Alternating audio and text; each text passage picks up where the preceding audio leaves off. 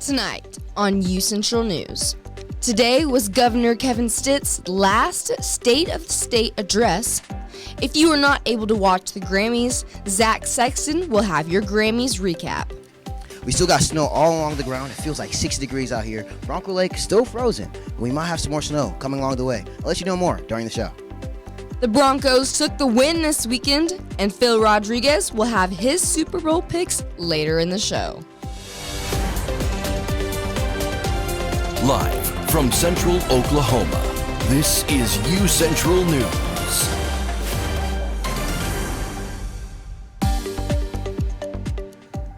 Good evening, I'm Valerie Scott. And I'm Zach Sexton. Welcome to this edition of UCentral News.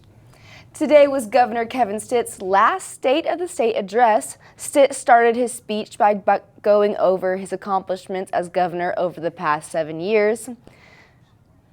Some of those accomplishments include increasing public education funding, cutting taxes by $1.6 billion, and having some of the lowest unemployment rates in the country.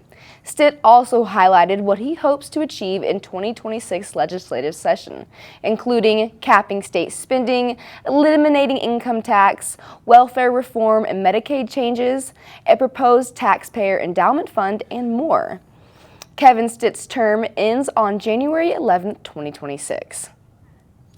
Today was Governor Kevin Stitt's final State of the State address, and also a day of protest for many Oklahomans. Phil Rodriguez reports from the Capitol.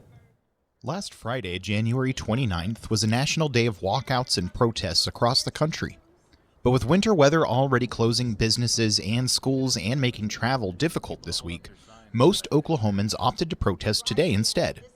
Several organizations, including Indivisible Oklahoma, turned out for the first day of the legislative session to make their voices heard. Cindy Alexander, a co-lead of IO, spoke to us about the group's messaging and purpose. Today we are trying to encourage people to get into our house, the Oklahoma Capitol, and speak to their legislators who are elected to serve them and work for them. Indivisible Oklahoma is a grassroots organization. We have over 8,000 members, and we have been working since 2017 to organize people. Alexander points out that the Capitol belongs to the citizens of Oklahoma, and that they have a right to know of and to have a say on all bills and legislative actions that come out of the building.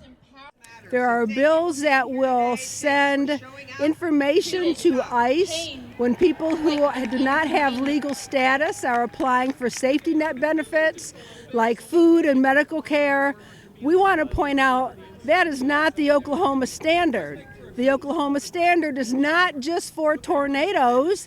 It is to help people who are hungry, to help people who need medical care, and to protect our neighbors. As the governor prepares to give his final State of the State address on the first day of the legislative session, Oklahomans gather on the Capitol steps to say no more. As a retired veteran named Candace J. said, no more pretending that injustice is neutral just because it's dressed up in procedure. No more begging for rights we were born with. For UCentral News, I'm Phil Rodriguez. Oklahoma-based energy giant Devon Energy announced a merger with Coterra Energy today. If regulators approve the merger, the merged company named Devon Energy will move its headquarters to Houston, Texas, while maintaining a significant presence in Oklahoma City, according to the press release. The transaction, which was unanimously approved by the board of directors of both companies, is expected to close in the second quarter of 2026 and is subject to regulatory approvals and customary closing conditions. The merge will be completed in an all-stock transaction and is projected to end with Devon shareholders owning approximately 54% of the company moving forward, and Coterra shareholders owning approximately 46% of the company. Well, it's looking like it's melting outside, but Elijah DePona has our first look at weather. Hi there. I'm Elijah DePona with your first look at weather. As you can see, it's going to be sunny outside. We did have some snow along last week, but the snow has been melting. And as you can see, the sun has really been shining. We are going to have a degree out there at 65 degrees, mostly sunny. Right, we're going to have a south wind of 20 miles per hour with a gust of 25. So you're definitely going to feel the gusts as you go outside. We got a humidity of 32%, and that humidity is going to slowly crawl up throughout the week. As we look through the allergy index, you're going to see that everything is kind of low as we enter the year, where the tree, grass, weed, especially in the mold. So everybody that is allergic to something, just be outside and be able to enjoy the weather outside. Severe threats, we're not going to be looking at too much of that, but we're looking up ahead. It's going to be a sunny week ahead of us, right? We got potential rain showers on Wednesday, right? And we do have a chilly end of the nights throughout the nights this week. But I'm going to have more for y'all in full look. Thank you, Elijah. The U.S. government is still in a partial shutdown. Hours before Friday's deadline arrived, the Senate reached an agreement on a funding bill. However, that deal isn't official until the House votes on the matter, and it appears there are still some things that need to be worked out. John Lornick reports. The U.S. starts a new week without Washington, D.C. running at full throttle. The question mark over a government shutdown is certainly a big one and a political problem, really for both parties, but certainly for Republicans right now, as the polling is showing a great deal more pressure on them. On Tuesday, the House is expected to vote on the funding package that passed through the Senate last week. Because of the conversation I had with Hakeem Jeffries, I know that we've got to pass a rule and probably do this mostly on our own. I think that's very unfortunate. The legislation backs most government agencies through much of the year, except the Department of Homeland Security, which will only get funded for 2 weeks while lawmakers work to reform DHS's immigration operations. Body cameras should be mandatory. Masks should come off. Judicial warrants should absolutely be required, consistent with the Constitution in our view, before DHS agents or ICE agents are breaking into the homes of the American people or ripping people out of their cars. This partial government shutdown is expected to last until at least Tuesday, while Washington, D.C. tries to come to some sort of agreement. So I think it's all of our responsibilities to reopen the government. I'm not just a no, I'm a firm no, and I'm going to advocate with colleagues that they vote no. I'm John Lawrence reporting. This partial government shutdown will not result in tens of millions of Americans losing their food assistance benefits, but other travel could be hindered, and some people might not be able to get to certain federal loans to buy homes or operate small businesses. Attorneys for some of the victims of Jeffrey Epstein are asking federal judges to force the Justice Department to take down millions of documents it recently posted online. The attorneys say the DOJ failed to redact victims' names and personal information, triggering what they called an unfolding emergency. They say those mistakes have exposed nearly 100 survivors to harassment, threats, and renewed trauma. The attorneys cite examples including the name of at least one underage victim appearing over a dozen times in a single document. Other examples include an email they say that lists 32 underage victims with only one name redacted, as well as FBI documents with full names left unredacted. A response to the judges on Monday, the DOJ says it has removed all of the documents flagged by the victims' attorneys. The New York Times reports the Justice Department also published dozens of unredacted nude photos. They reportedly showed nude bodies and faces of people who appeared young, though it is unclear whether or not they are minors.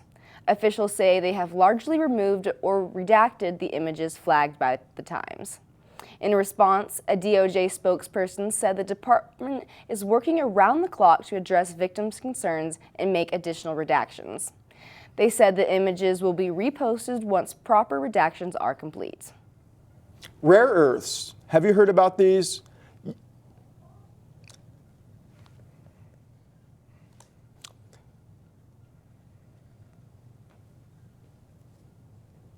Used in everyday technology such as smartphones, medical equipment, and military systems and weapons, these critical minerals have been talked about a lot by President Trump and his administration.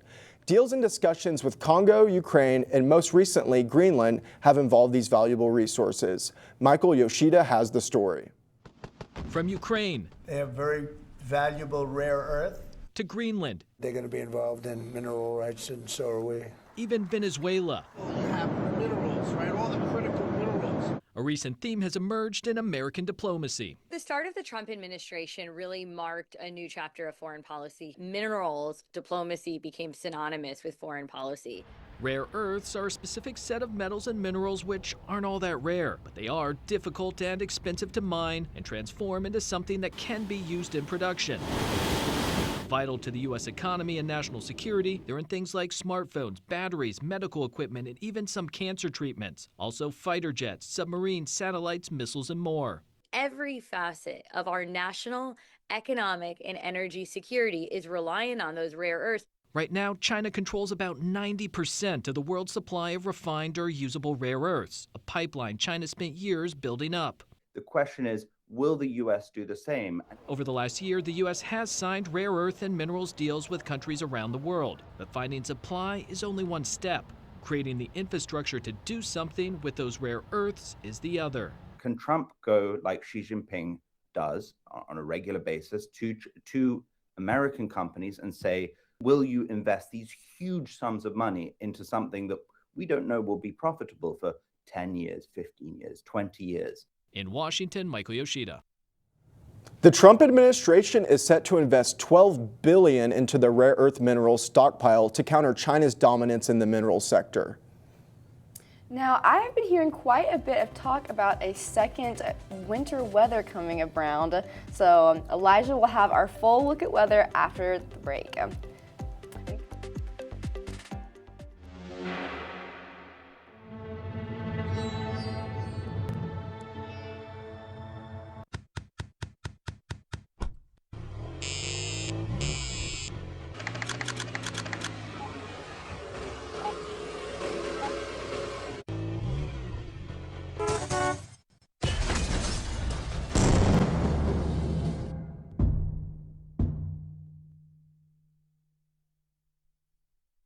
It's time to explore, to come out and play. Our city is waiting, so what do you say? Whether daytime or nighttime, the right time is now. Finding those moments to make you go wow. Amazing new places to fit every mood. Shopping and dining. Did we mention the food? There are green parks and ballparks and water parks too. Museums, attractions, and also a zoo. The modern frontier is the friendliest place. Now is the time for your dreams to be chased.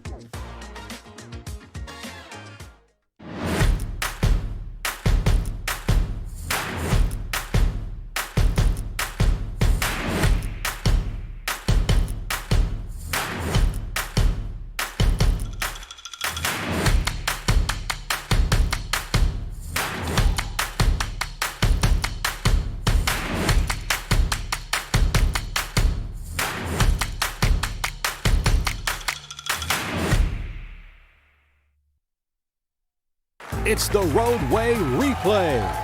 Time for the lightning round, Brian. Let's rewind your drive to work. How far did your car travel while you checked your phone? 20 feet, 100 feet, the length of a football field? 100 feet. Oh, sorry, Brian. In just 3 seconds on the highway, your car traveled the length of a football field. Distracted driving? It's no game.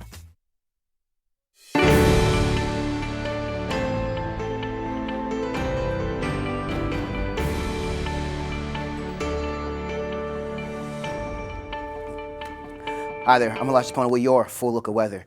As I mentioned before, we're going to have a sunny week coming up, potential showers on Wednesday, cold nights throughout the week, and with weekend high of 70. And a little fun fact for y'all, it is Groundhog's Day. The groundhog, we did see a shadow, so 6 more weeks. We'd love to see it. Right? As we look at that rain forecast, we're going to see that Tuesday, we're going to have a 20% chance of rain around midnight, while on Wednesday, we're going to have a 30% chance of rain around noon. But no other chances of rain throughout the week. As I mentioned before, the current condition, we got 65 degrees outside, south wind of 20 miles per hour, the gust is 25, all right? We got humidity around 32%, and it feels great outside. It feels like 66. All right, we look at the current conditions outside throughout the state. We're going to see that here in OKC, we're around 65. Up there in the Panhandle, we're up there at 68. We got there right down here, Altus at 70 degrees. We're on the whole state is going to be around that mid 65 to higher 70, to 70, I should say. Let's look through tonight, right? We're going to see that we're about 36 degrees. So that temperature is going to come down. It's going to come down a little low. So you want to keep your jacket on you if you're going to be out there in those late nights. We got a south wind of 10 miles per hour, and that I mentioned before that humidity is going to keep climbing up little by little, so we're at 81%. As we look through tonight, where we are with 36 degrees, we're going to look lower in the state. We're going to see Ardmore at 39 degrees and McAllister at 42, but if we look higher in the state, we're going to see lower temperatures with Ponca City at 30 degrees and Woodward around 29 degrees. Look at the daily forecast for tomorrow. 7 a.m. we're going to have a cool 34 degrees outside, cloudy a little bit, but it's going to be a nice day altogether. Noon, we're going to have a high of 57 degrees. The sun is going to be shining bright like it was today, so I want you all to go and capitalize on that. And around the end of the day, we're going to have a windy 33 degrees, so I want to keep that jacket on you, windbreaker if necessary. If we look to tomorrow, we're going to see we're at 57 degrees. As you can see on the higher part of the state, we're going to have a little bit higher temperatures, but on the bottom part of the state is where we're going to see the 60s really poke through. Look at the 7-day forecast. We're going to have sun throughout the week, but Tuesday and Wednesday are going to be those chances of rain, so we want to watch out. I hate to tell y'all, I know you're a little bit sad, but there's no snow chances that I see out there. So everybody go out there and enjoy the sun while we can. That's all I'm going to have for your full look of weather. Thank you, Elijah. Coming up, find out how Bad Bunny made Grammy history. And a tribute to acting legend Catherine O'Hara. I will have all the details for you next. Rugged, rough, built for the road ahead. Sometimes I feel like a shell of a man. Commercials are fake. What you're feeling isn't. Call or text 988, Oklahoma's mental health lifeline.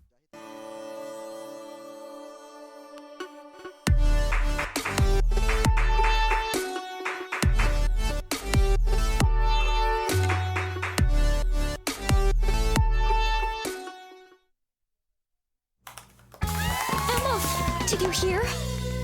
Todd's in the hospital. Who's Todd? He got a collapsed lung from vaping. He thought it was cool. Not cool. Promise you won't vape, Emma. It can lead to a lifelong addiction, and we can't be friends if your lungs collapse. Bogus. Wacky sitcom teens aren't the best people to talk to your kid about vaping. Hey, you got a minute? You are. Start the conversation with your child about vaping today.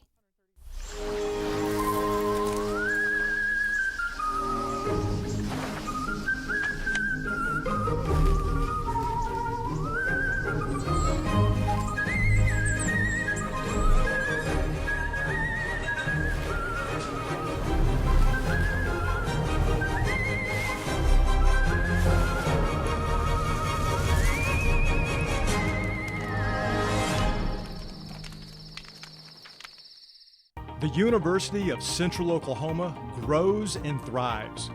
We move forward, daily living the Bronco way, being reflective of our neighborhood, community, history, and Oklahoma.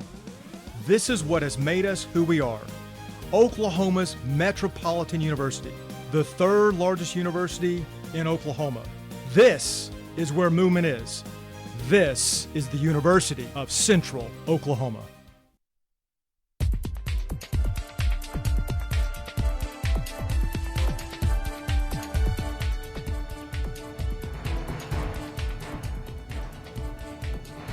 Hello Broncos, I have your social media update for you today. The 68th Annual Grammy Awards featured powerful performances and artists preaching on politics.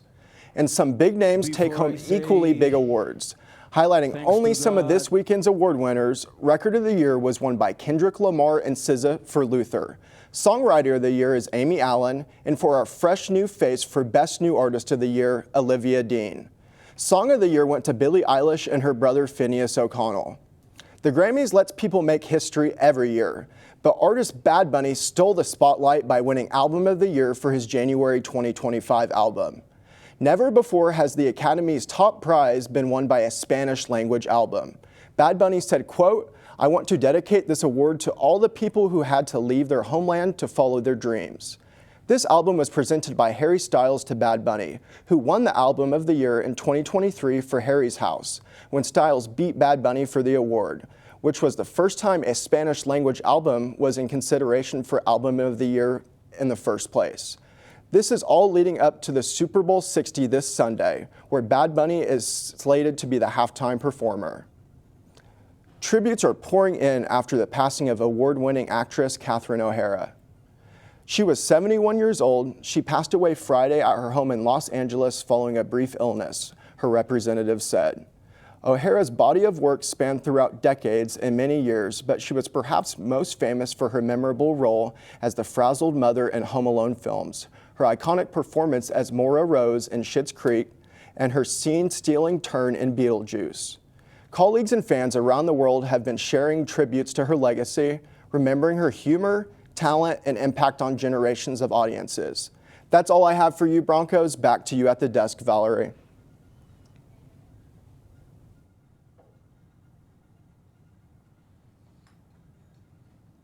Thank you, Zach. Well, it sounds like Phil's got a weekend update on men and women's basketball squads and how did the Thunder do against the Denver Nuggets last night. Sports is next.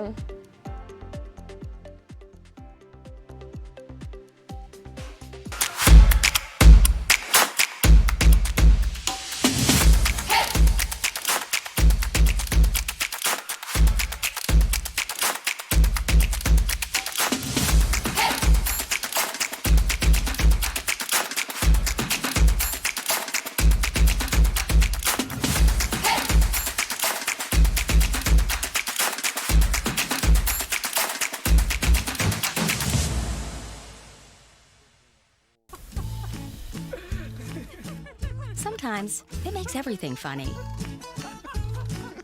Sometimes it's nothing to laugh about. Weed. It's funny like that. And unlike alcohol, with marijuana, there's no legal limit. So even if you don't feel high, you could get a DUI. No matter how much weed you've had, don't get behind the wheel, because driving impaired is illegal. And that's no joke.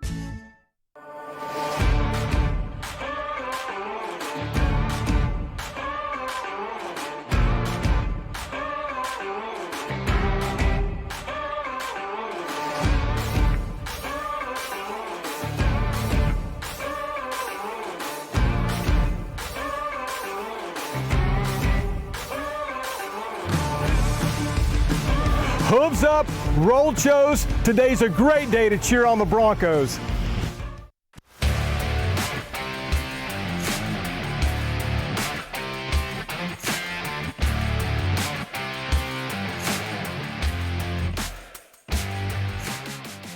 Welcome back, sports fans. It's Groundhog Day, but I'm not that Phil. I'm Phil Rodriguez. Let's talk basketball. And in basketball, the Broncos women's team came up just short against Emporia State, falling 65-56. The Lady Hornets took a 37-27 lead into halftime and never looked back. But UCO guard Caitlin McCarn still showed out with 12 points on 4-for-4 shooting. The Broncos men's team was able to take down Emporia State, however, winning 70-64 at Hamilton Fieldhouse. Forward Matthew Willenborg led the team with 21 points on 7-for-15 shooting, including 4-for-10 from three-point range, with 9 rebounds and 3 blocks. Both Broncos basketball teams will play at Northwest Missouri on Thursday, with the women's team tipping off at 5:30 p.m. before the men's team at 7:30 p.m. And now turning our attention to national stories, the Thunder had a huge divisional matchup against the Nuggets last night. Let's go to the highlights. So we got Nikola Jokic warming up there, SGA ready to take him on. This was a big divisional matchup. Starting out early in the first quarter, SGA lays off to Cason Wallace and he drains it for 3. Wallace second in points on the night with 29. But on the other end of the court, Peyton Watson, that's his name. He was just absolutely electric, scoring most of the points for the Nuggets all night. You can see him posterizing our boy Chet Holmgren right there. Later on in the first, Jokic gets blocked. The ball gets basically assisted back to the three-pointer shot with Wiggins making it there from the corner for the Nuggets to make it 22-17. In the first quarter, then we've got more action here. Thunder missing, rebound. Seems like it's going to go to the Nuggets. Then A.J. Mitchell ends up grabbing it, and pardon me, that's Kendrick Williams ends up grabbing it and scoring, puts him up 40-32.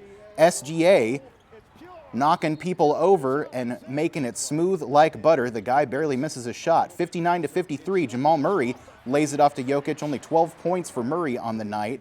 Jokic had only 12 points as well, but was big on the boards. Cason Wallace again, leading the NBA in steals, led the Thunder last night in threes. Going to the second half, third quarter, here's Peyton Watson again. all night. He was just absolutely assassinating from the 3rd-point line. And here's Jokic with his trademark teardrop three, putting one in himself to make it 77-74. As we go late into the 3rd, Thunder rebound. Dort lays it off to SGA, up 80-74, looking to spread this lead out a bit more. Jay Will looked like he was going to shoot it, but no, we lay it off to Lou, who puts it in. He hasn't been great shooting three today, or not Lou, that's Cason Wallace. I got excited, y'all. Cason Wallace again with a three. SGA there with a little, about 3 or 4 moves, little sidestep, then hits the shot from the back with the and one and gets the extra point. Wiggins there in the 4th quarter with the three, giving him a nice 106-98 lead, but the Nuggets started firing back later on, only for SGA to say, no thank you. Lay it off to Jay Will. Again, I thought it was, there's too many guys with long hair on our team. Jay Will, Cason Wallace, Lou Dort, all turning it in last night. Big win for the Thunder, taking out the Nuggets, even though we are still short a lot of guys for injuries. But hey, got the big win. So Thunder win, men's win, more basketball later on this week, baseball tomorrow. Might have a little shot for you tomorrow. But anyways, back to the desk. That's all the sports I got for you. Thank you, Phil, for that look at sports. Coming up, today was the day for the famous groundhog to come out of hibernation. Do we have 6 more weeks of winter? Elijah DePona will have our last look at weather after the break. The University of Central Oklahoma grows and thrives. We move to meet our students where they are and get them where they want to go. Over time, thousands of students have made the move to UCO. They come to pursue their passions and find their calling, to improve their lives, families, and communities. UCO moves and motivates students in and out of the classroom. Here, potential takes flight. Our students' curiosity ignites a spark that fuels transformation. Oklahoma's Metropolitan University, the university that hasn't stopped moving since 1890. In fact, we are gaining momentum. This is where movement is. This is the University of Central Oklahoma.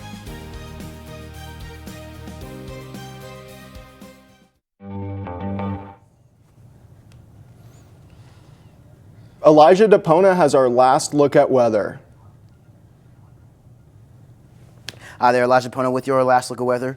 This is tomorrow's forecast. We got 34 degrees in the morning. We're going to have 57 degrees in the afternoon and 33 degrees tonight. All right, if we look through tomorrow, we're going to see that we're going to have a high around 60 degrees in Clinton, but mostly just 60 degrees throughout the state. And if we look through the 7-day forecast, we're going to see that only on Tuesday and Wednesday we're going to have real rain chances, but throughout the week we're going to see the sun. All right, we're going to be able to enjoy the sun and really be outside for. All right, but that's going to be your last look at weather.